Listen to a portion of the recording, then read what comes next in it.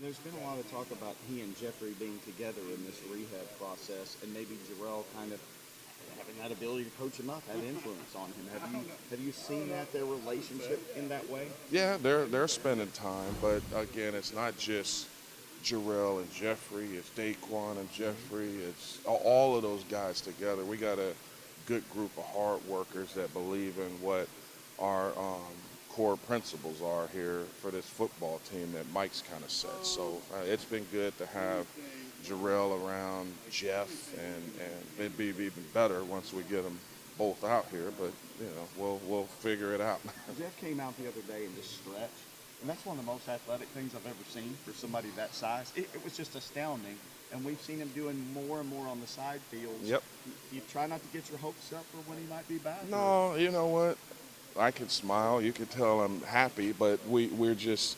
I mean, we got to coach the guys that are out there actually practicing, and whenever his time comes, whenever that may be, then we'll coach him and get him ready. But he's doing a good job in the meeting room, watching tape, kind of learning, listening, asking questions, trying to get himself ready to go. So whenever he's ready to go, we'll coach him on the field. But until then, we can look and fantasize and do all of those things, but we don't really live in fantasies. We live in who's out there and who's not. So you've been asked this. The first part of this too, but have you observed, I guess, Terrell and Jeffrey spending time together, and how beneficial is that for the young guy to be able to see in the Well, it's good to have a Pro Bowl player who's not just a Pro Bowl player. He's more than a Pro Bowl player. He's a great teammate, a great leader, and just listen to a guy like that when they're wherever they are, in the meeting room, the film room, the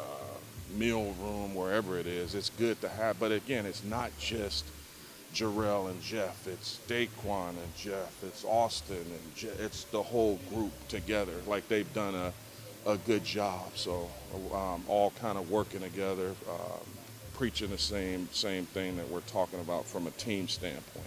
Sorry for the ask this, but would you count Mac right now as kind of a pleasant surprise? And is that something maybe you needed, with being shorthanded right now? No, we're not. We're not shorthanded. We're okay. We got the guys we got. So he's working hard, trying to figure it out. But whether he's undrafted or not, he's still still a rookie. So he's figuring it out. He's working hard, is all I'll say.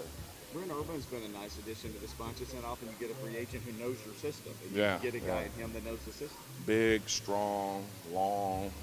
He's a good teammate. Like I think people that matters more than people realize, especially when you're coming in as a new addition. Doesn't matter where you're coming from. If you're a good teammate, people will generally accept you. But now when you're a hard worker, they're going to accept you more. So. What does Matt Dickerson into this group? He got an off-season award. He's been talked about a lot. What have you seen from him when you crack the tape open every night? We all got to get better, and that includes him. He's a hard worker, what we would call a grinder, but the whole group's grinders. That's what we're looking for. That's what Mike's looking for. That's what he was and who he was as a player, and that's how we're trying to build our football team and our front in particular. So Matt's worked hard, just like everybody else in the group.